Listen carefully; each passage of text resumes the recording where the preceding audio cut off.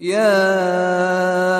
أيها الذين آمنوا شهادة بينكم إذا حضر أحدكم الموت حين الوصية اثنان ذوا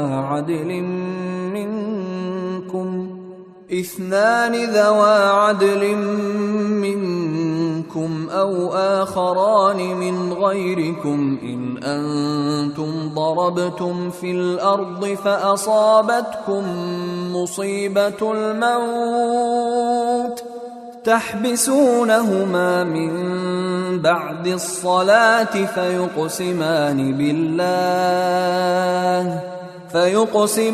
بالله إن ارتبتم لا نشتري به ثمنا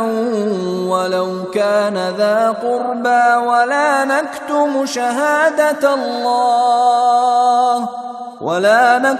شهادة الله إنا إذا لمن الآثمين۔ اے ایمان والو، جب تم میں سے کوئی مرنے کے قریب ہو تو وصیت کرتے وقت آپس کے معاملات طے کرنے کے لیے گواہ بنانے کا طریقہ یہ ہے